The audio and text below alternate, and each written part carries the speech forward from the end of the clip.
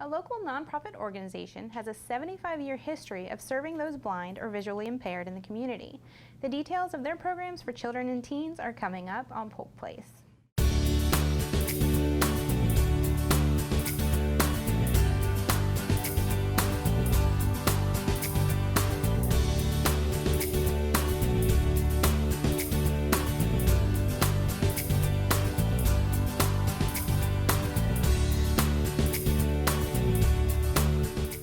Welcome to Polk Place. I'm Tina Mann, your host today, and joining me in the studio are Bobby Daly, the Transition and Children's Coordinator and teacher of students with visual impairments with Tampa Lighthouse for the Blind, and also Danielle Johnson, teacher of students with visual impairments, also with Lighthouse. Welcome today. Thank you. I'm excited to have you guys because I'm really interested in hearing a little bit more about Lighthouse and what they do. Well, as you said, Lighthouse, the Tampa Lighthouse is in its 75th year. It was actually last year. But we opened a branch in Winter Haven, and we do serve Polk and Hardy counties. But our branch in Winter Haven has had for the last 12 years, well 13 now, a transition program for teenagers 14 and up through 21 if they're still in school. Our goal is that they would be independent learners and independent members of society later on and be able to handle supported employment. So this year we are happy to, in addition, add our children's program, which we call the Lighthouse Explorers. And those are for 5-year-old up to 13.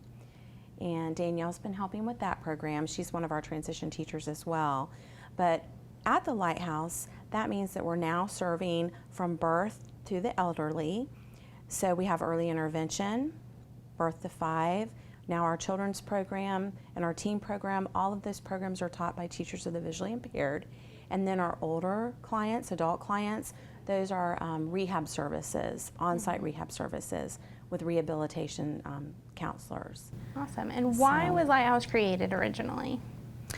Just to help visually impaired and to offer a place for them to have a rehab, on-site rehab, a day program where they could come in and get all the training that they need. Right. And I think there's some misconceptions when people think of visual impairments or blind. Most people think the people with a cane who are completely visually impaired, but you guys serve a lot more than that. Oh, absolutely. I would say our largest population would be low vision. They have some point of vision. Many of our students, especially, you wouldn't know that they're visually impaired at first sight. But we do serve all the way up to totally blind.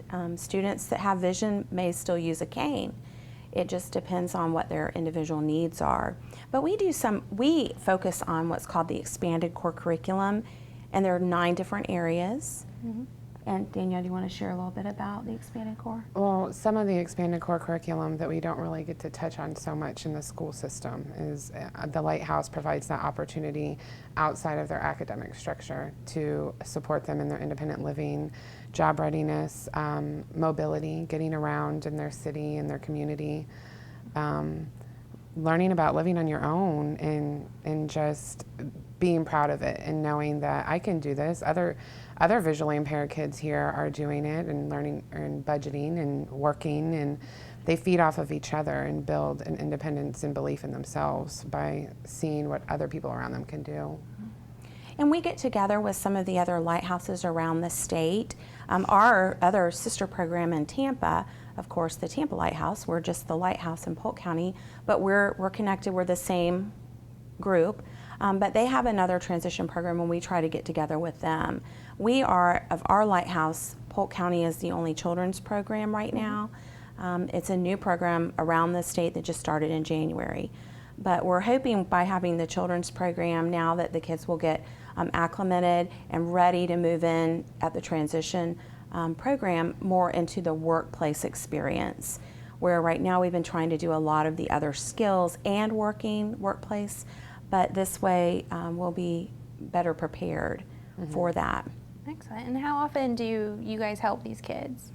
We meet twice a month on Saturdays. we're all teachers of the visually impaired, and the majority of us work in the school system too. So it's a second job for all of us. And Sure. and with our being in Polk County being so large geographically, it's hard to get our students there like in the evenings. So really Saturdays are the best option for us to be able to have a full amount of time with them and to get a lot done. We try to do community integration and lots of social skills. Many times our visually impaired students are the only ones in their school that have that situation going on, that disability.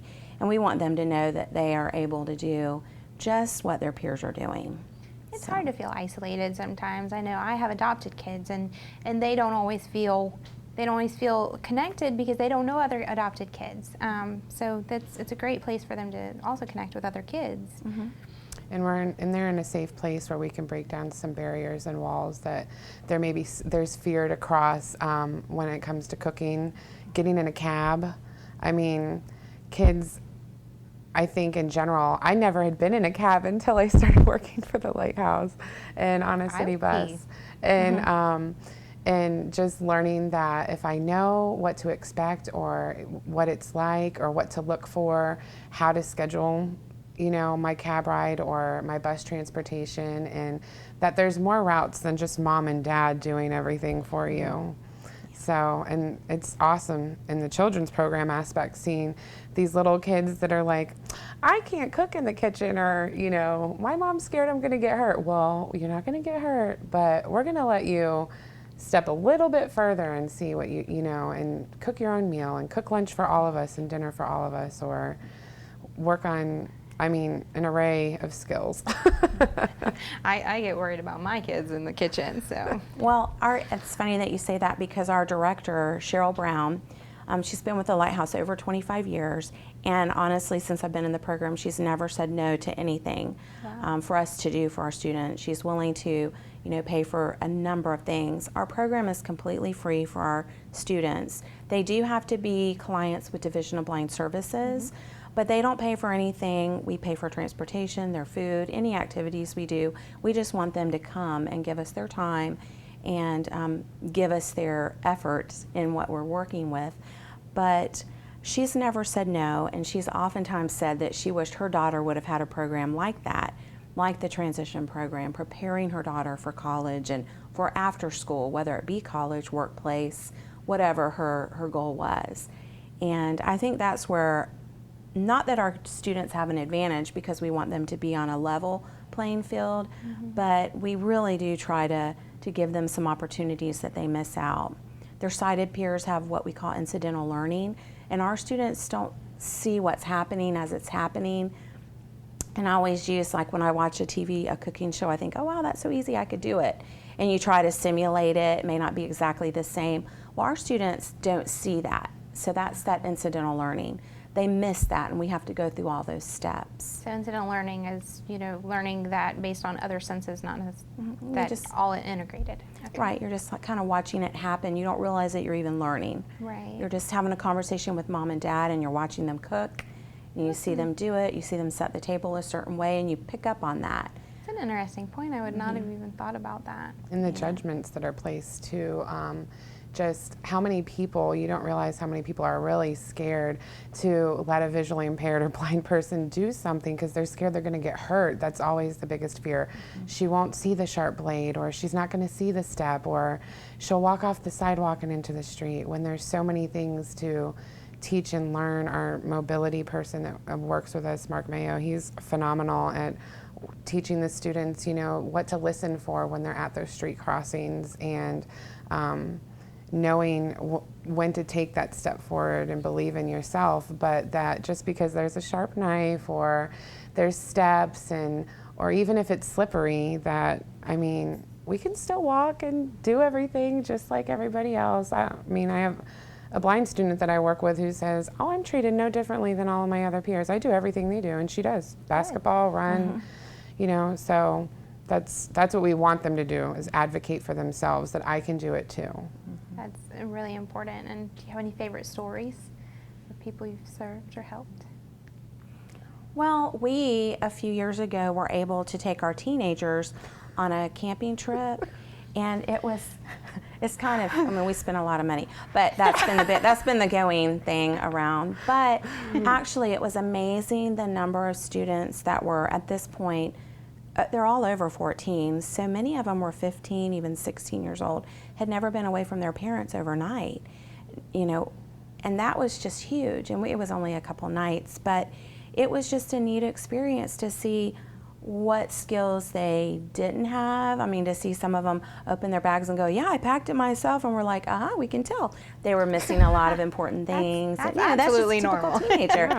Yeah. And but it was really fun to watch, and I think that's the biggest thing is Yeah. to see them experience some of those firsts that we take for granted, but that many times our students are so protected, and I can understand their parents wanting to be that way, and we're just trying to help them, the parents, let go a little bit to make their students feel more like their peers, That's really. awesome. And being that our children's program just started, there's not a whole lot, you know, back history to speak on, you know, working with them. But just recently in the new children's program, one of our students, she's third grade, and learned how to make spaghetti and doesn't even have any interest in eating it whatsoever, but we made spaghetti and meatballs for everybody at the Lighthouse that day.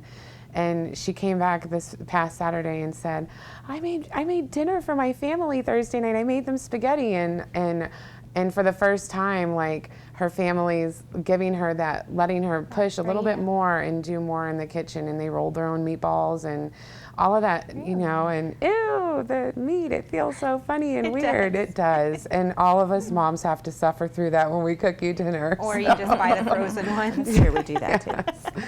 So And we do try, we show them we talk about budgeting, and yes. we talk about, you know, sometimes you don't have time to cook an actual, you know, this is the actual way to do the meatballs, but we'll buy frozen ones too. Yeah. And we'll use save both on to time. show, and we may do microwave cooking and sometimes. the technology, learning that just because you're blind doesn't mean you can't play a game on your iPad or on your iPhone. I mean, they had a whole class day of nothing but games and things that they can play and do on their iPads that even my own child is like, this is really cool, you know, and it's, you don't see anything. You just have to listen to the sound and know how to simulate your iPad and do different things. And they learn that you can stay on your phone and play video games and games on it all day long, just like your peers, even though you can't see what's happening.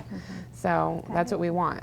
You gotta teach them that they can do everything everybody else can. It just go about it a different way. So Definitely. that is amazing. So how do people find out more information about your program? We have a website, the Tampa Lighthouse for the Blind website, or they can call the Lighthouse for the Blind in Polk County, or even through Division of Blind Services. They're one of our major supporters. And Division of Blind Services is funded through the Florida Department of Education. So we're very fortunate to have the funding that we do, and like I said, we've pretty much, they've let us think out of the box and do things and provide for our students.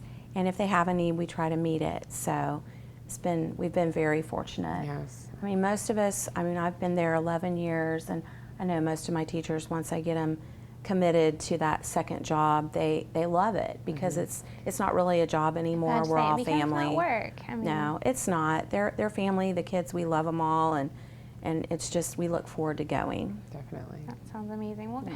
I thank you guys so much for coming out and letting us all know about it today. Well, thank you for giving us the opportunity to Thank talk you. about It's Lighthouse. been very nice. Lighthouse Explorers Children's Program and Transition Teen Program have 2 upcoming sessions for students with visual impairments. If there is a visually impaired child or teen, contact the Lighthouse for the Blind or the Division of Blind Services to request an application and get times and locations of classes. For more information, give Tampa Lighthouse for the Blind a call at 863-299-3633 or look them up on the web at www.tampalighthouse.org.